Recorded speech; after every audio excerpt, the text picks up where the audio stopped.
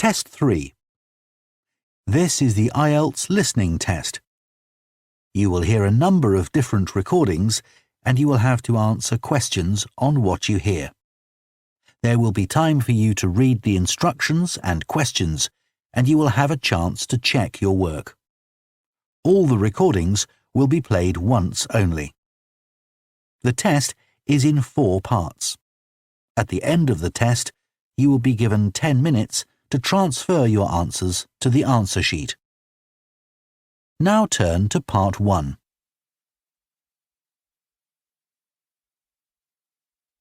Part 1.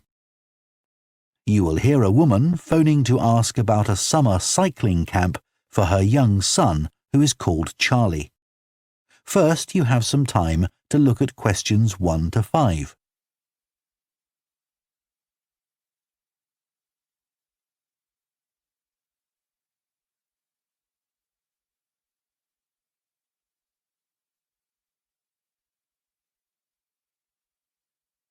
Now listen carefully and answer questions 1 to 5.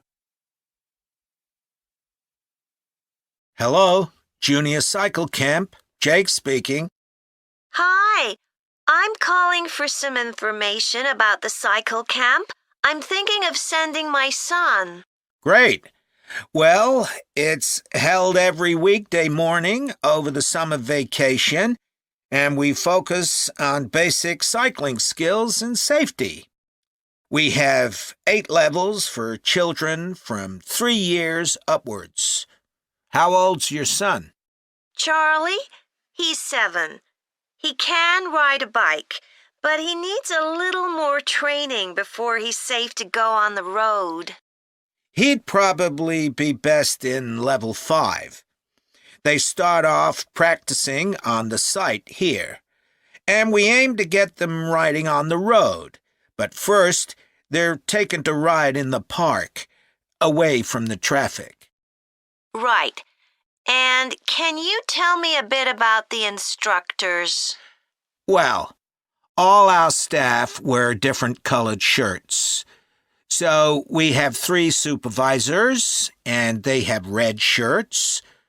They support the instructors, and they also stand in for me if I'm not around. Then the instructors themselves are in blue shirts, and one of these is responsible for each class. Okay. In order to be accepted, all our instructors have to submit a reference from someone who's seen them work with children. Like if they've worked as a babysitter, for example. Then they have to complete our training course, including how to do lesson plans and generally care for the well-being of the kids in their class. They do a great job, I have to say. Right. And tell me a bit about the classes. What size will Charlie's class be? We have a limit of 8 children in each class, so their instructor really gets to know them well. They're out riding most of the time, but they have quiet times too, where their instructor might tell them a story that's got something to do with cycling, or get them to play a game together. It's a lot of fun. It must be. Now, what happens if there's rain? Do the classes still run? Oh, yes. We don't let that put us off. We just put on our waterproofs and keep cycling. Before you hear the rest of the conversation, you have some time to look at questions 6 to 10.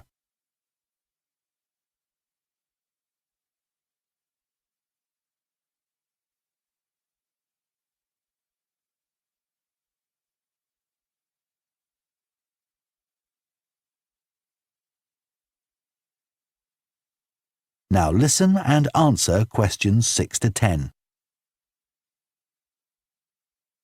And is there anything special Charlie should bring along with him?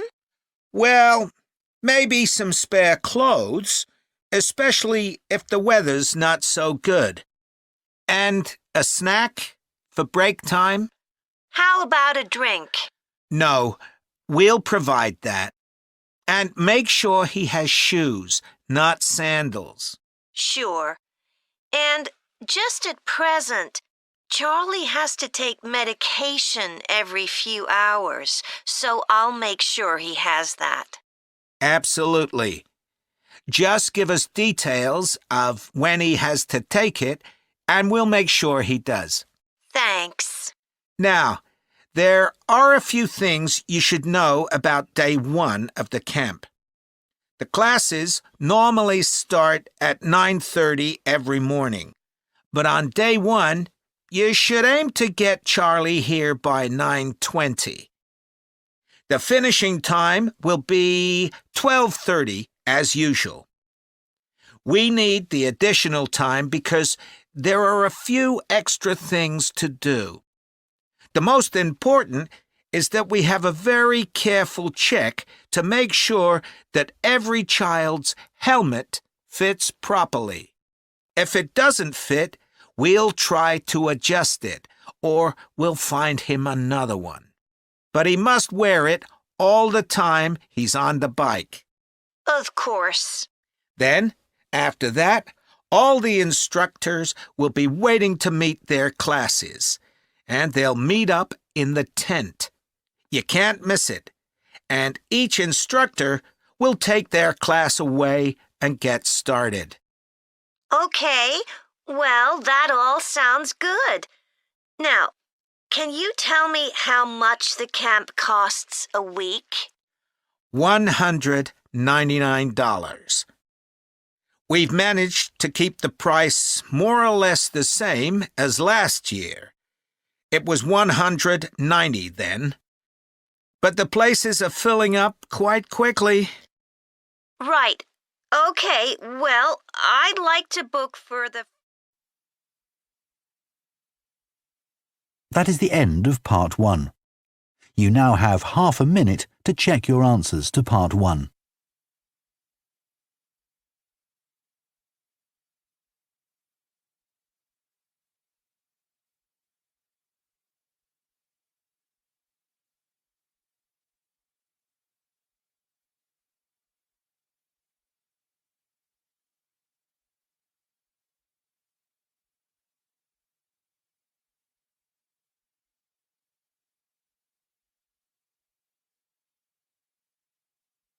Part 2. You will hear a recruitment officer called Megan Baker giving a talk at a jobs fair about opportunities for those interested in the food and agriculture sectors. First, you have some time to look at questions 11 to 14.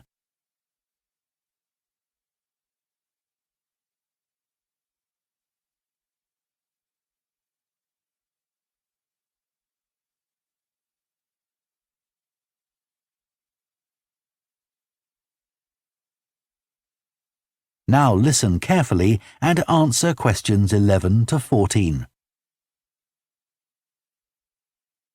Hello everyone, my name's Megan Baker and I'm a recruitment consultant at AVT Recruitment Specialists. Now, our company specialises in positions that involve working in the agriculture and horticulture sectors, so that's fresh food production, garden and park maintenance and so on. And these sectors do provide some very special career opportunities. For a start, they often offer opportunities for those who don't want to be stuck with a 40-hour week, but need to juggle work with other responsibilities, such as childcare. And this is very important for many of our recruits. Some people like working in a rural setting, surrounded by plants and trees instead of buildings, although we can't guarantee that. But there are certainly health benefits, especially in jobs where you're not sitting all day looking at a screen, a big plus for many people. Salaries can sometimes be good too, although there's a lot of variety here. And you may have the opportunity in some types of jobs for travel overseas, although that obviously depends on the job, and not everyone is keen to do it. Of course, working outdoors does have its challenges. It's fine in summer, but can be extremely unpleasant when it's cold and windy. You may need to be pretty fit for some jobs, though with modern technology, that's not as important as it once was. And standards of health and safety are much higher now than they used to be, so there are fewer work-related accidents. But if you like a lively city environment surrounded by lots of people, these jobs are probably not for you. They're often in pretty remote areas. And some people worry about finding a suitable place to live, but in our experience, this usually turns out fine. Before you hear the rest of the talk, you have some time to look at questions 15 to 20.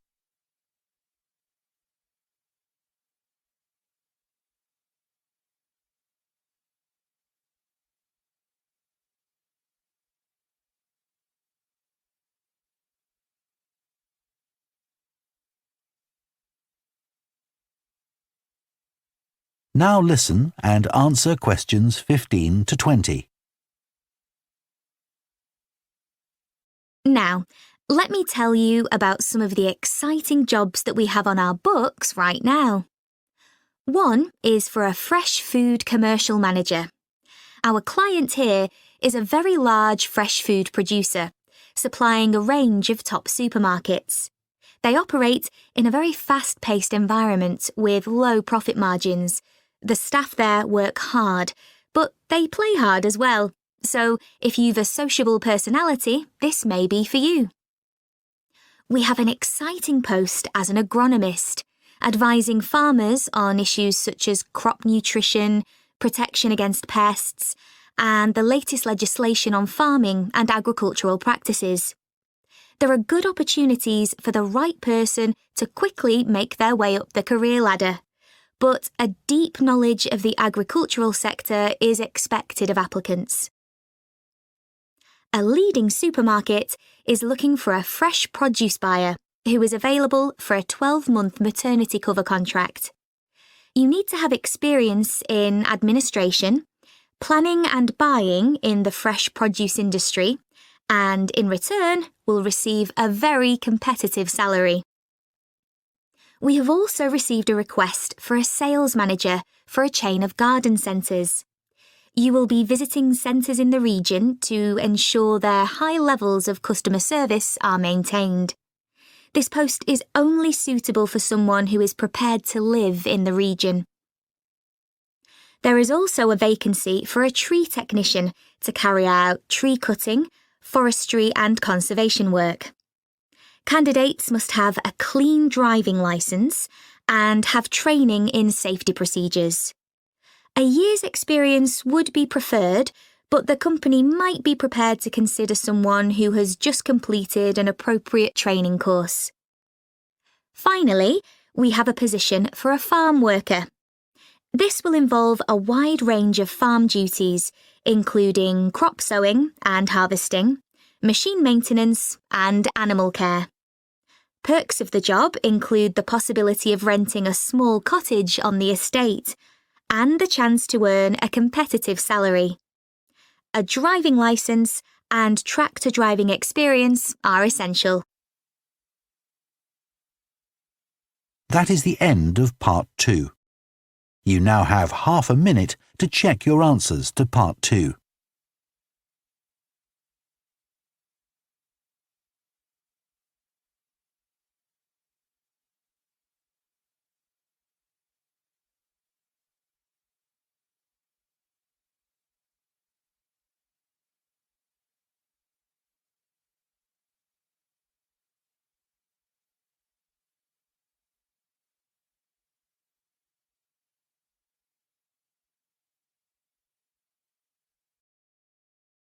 Part 3.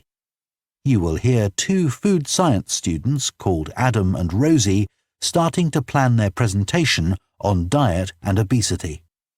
First, you have some time to look at questions 21 to 24.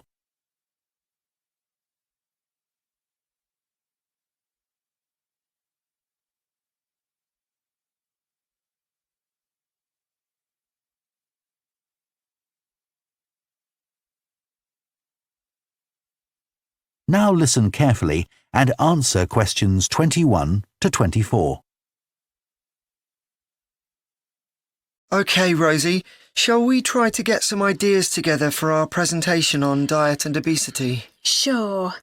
I can talk about the experiment I did to see if people can tell the difference between real sugar and artificial sweeteners. Where you gave people drinks with either sugar or artificial sweeteners, and they had to say which they thought it was? Yeah, it took me ages to decide exactly how I'd organise it, especially how I could make sure that people didn't know which drink I was giving them.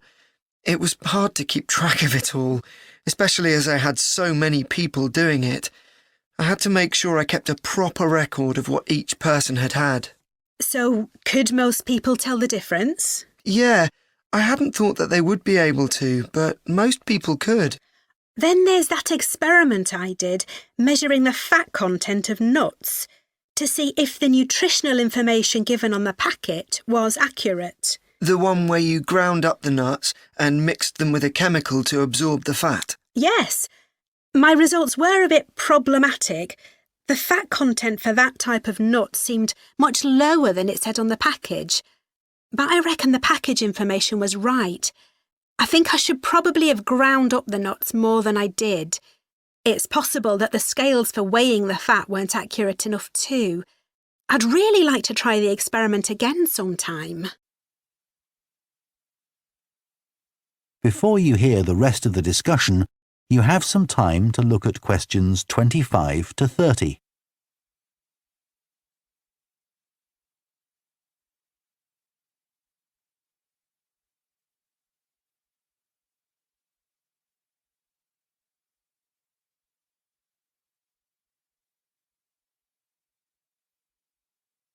Now listen and answer questions 25 to 30. So, what can we say about helping people to lose weight? There's a lot we could say about what restaurants could do to reduce obesity. I read that the items at the start of a menu and the items at the end of a menu are much more likely to be chosen than the items in the middle.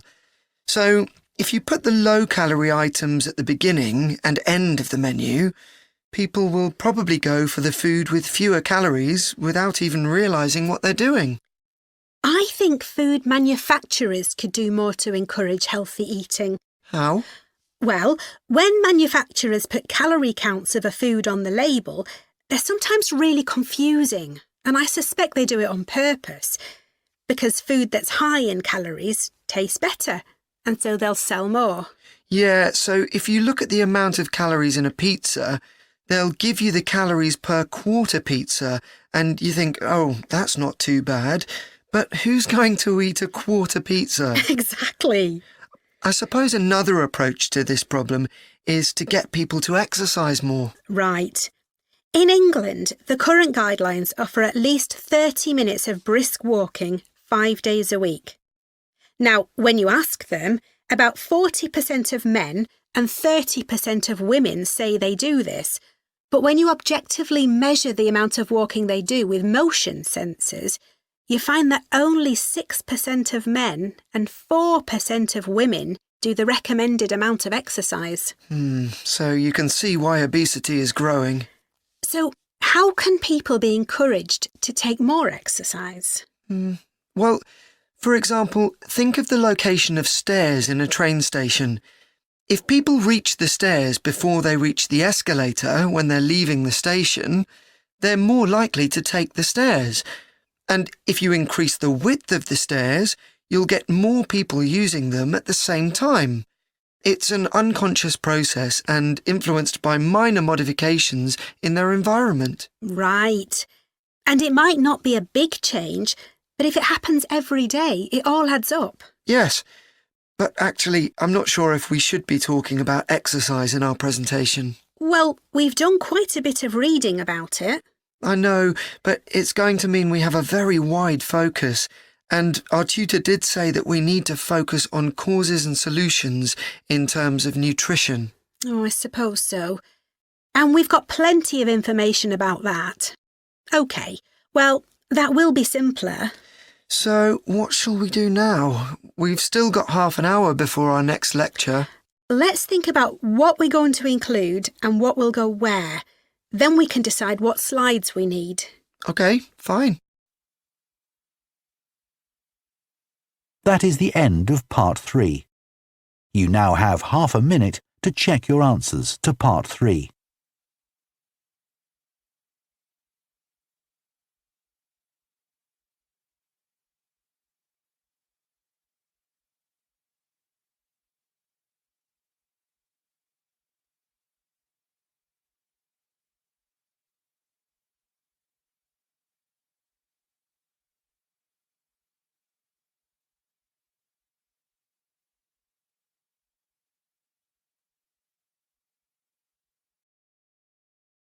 Part 4.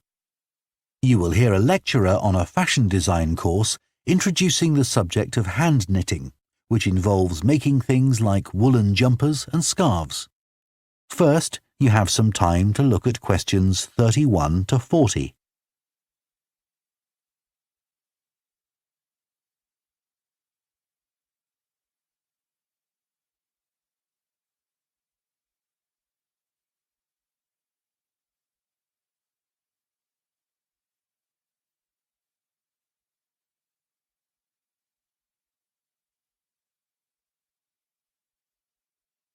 Now listen carefully and answer questions 31 to 40. Good morning, everyone.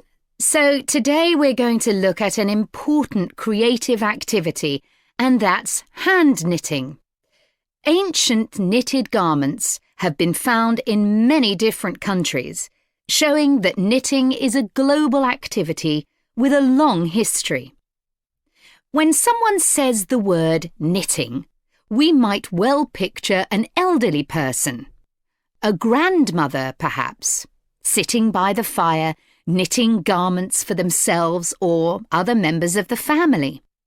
It's a homely image, but one that may lead you to feel that knitting is an activity of the past. And indeed, during the previous decade, it was one of the skills that was predicted to vanish from everyday life. For although humans have sewn and knitted their own clothing for a very long time, many of these craft-based skills went into decline when industrial machines took over, mainly because they were no longer passed down from one generation to another. However, that's all changing, and interest in knitting classes, in many countries, is actually rising, as more and more people are seeking formal instruction in the skill. With that trend, we're also seeing an increase in the sales figures for knitting equipment. So, why do people want to be taught to knit at a time when a machine can readily do the job for them? The answer is that knitting, as a handicraft, has numerous benefits for those doing it. Let's consider what some of these might be. While many people knitted garments in the past because they couldn't afford to buy clothes, it's still true today that knitting can be helpful if you're experiencing economic hardship. If you have several children who all need warm winter clothes, knitting may save you a lot of money. And the results of knitting your own clothes can be very rewarding, even though the skills you need to get going are really quite basic, and the financial outlay is minimal. But the more significant benefits in today's world are to do with well-being. In a world where it's estimated that we spend up to 9 hours a day online, doing something with our hands that is craft-based makes us feel good. It releases us from the stress of a technological, fast-paced life.